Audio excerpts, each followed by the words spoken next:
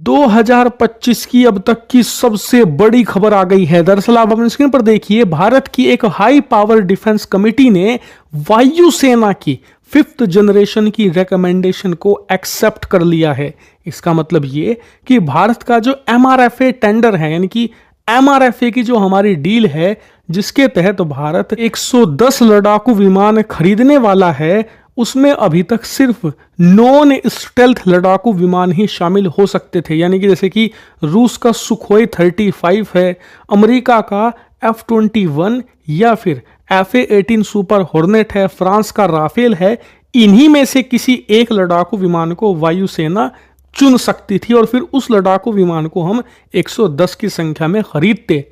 लेकिन अब वायुसेना पिछले कई महीनों से रिक्वेस्ट कर रही थी मिनिस्ट्री ऑफ डिफेंस को कि इसमें स्टेल्थ लड़ाकू विमानों को भी शामिल किया जाए, ताकि जो अमेरिका का F-35 है, रूस का Su-57 है, वो भी इसमें शामिल हो जाएं और फिर वायुसेना के पास ऑप्शन आ जाए कि वो इस डील में सुखोई या फिर F-35 में से किसी एक को चुन ले। तो खैर, भारत ने इसको लेकर एक हाई पावर कमेटी बनाई थी जो कि रक्षा मंत्रालय को इसकी रिकमेंडेशन देती। तो खैर, इस हाई पावर कमेटी ने वायुसेना की बात मान ली है और वायुसेना की जरूरतों को समझते हुए इस टेंडर में, इस MRFA की डील में स्टेल्थ लड़ाकू विमानों को शामिल होने की अनुमति दे दी है। यानी कि अब रूस का Su-57 और अमेरिका का F-35 इसमें शामिल हो सकते हैं और ये एक गेम चेंजर खबर है। क्यों? क्योंकि अभी तक इस डील में लग ऐसा रहा था कि भारत राफेल लड़ाकू विमान ही खरीदेगा।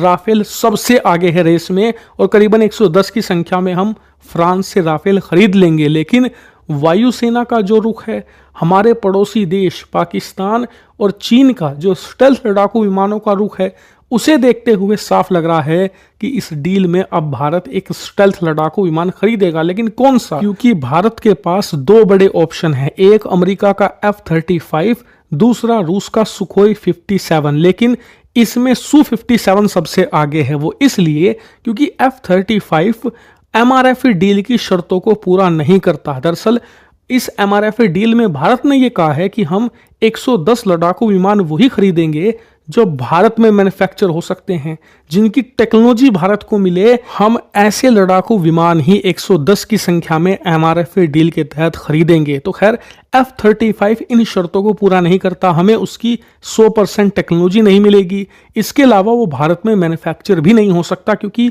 उसकी प्रोडक्शन लाइन सिर्फ अमेरिका के अंदर ही है, वो भारत में नहीं लाई जा सकती।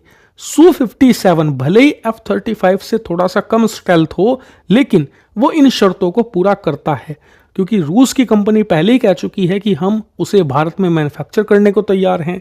उसकी 80-90% तक टेक्नोलॉजी भी भारत को दे देंगे। यहां तक कि इसे बनाने वाली कंपनी रोसोबोरोन एक्सपोर्ट ने तो पहले ही कह दिया है कि भारत में ऑलरेडी Su-30 लड़ाकू विमान बनाए जाते हैं।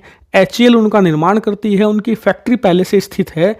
ऐसे में उन्हीं फैक्ट्रीज के अंदर Su-57 को बनाया जा सकता है और बहुत ही जल्द इनकी मैन्युफैक्चरिंग भी की जा सकती है। यही कारण है कि राफेल और F-35 को पछाड़कर Su-57 अब इस डील में सबसे आगे आ गया है। यही कारण है कि 110 लड़ाकू विमान खरीदने की रेस में Su-57 और रूस बहुत आगे निकल चुके हैं और बहुत ही जल्द इस डील पर बड़ी खबरें भी आएगी। लेकिन इसी के साथ आपका सवाल होगा कि हम जो कह रहे थे कि 36 F-35 खरीदेंगे, 40 या 50 F-35 खरीदेंगे, उसका क्या?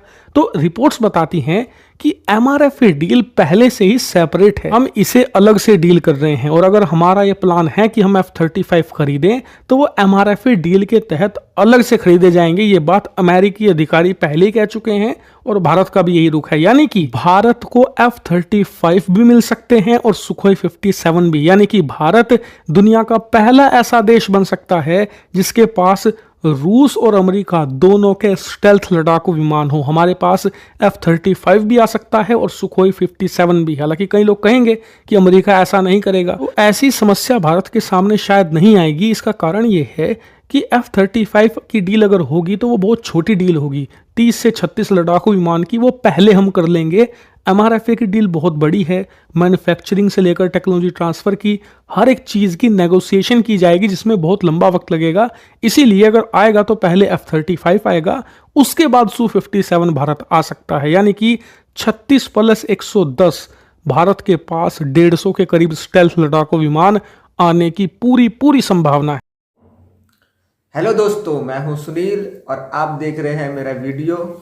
जाहिर है आपको ये पसंद आएगा। तो दोस्तों, जो सरकार को जो 114 लड़ाकू विमान जो कि कम पड़ रहे हैं दो देशों से, कभी हवाई खतरा हो जाए तो उनसे युद्ध लड़ने में, तो अब उन्होंने 5वीं पीढ़ी के जो विमान हैं, जो फाइटर जेट्स हैं, उन्हें भी अपनी डील में शामिल कर लिया है। और इस डील में जो अमेरिका का सबसे खतरनाक लड़ाकू विमान F-35 है, उसे भी शामिल किया गया है। और उसी के साथ रसिया का Su-57 को भी शामिल किया है। और इस डील के अंतर्गत गवर्नमेंट टू गवर्नमेंट ये जो डील होगी, उसमें इंडिया को बहुत बड़ा फ़ायदा होने वाला है, क्योंकि इस डील से ही आधारशिला रखी जाएगी कि इंडिया अपने लड़ाकू विमान को खरीदने में कितनी उत्सुकता दिखाता है। और ये लड़ाकू विमान इंडिया के लिए गेम चेंजर होंगे, क्योंकि इंडिया के दोनों पड़ोसियों से इंडिया को बहुत ही ज़्यादा खतरा है।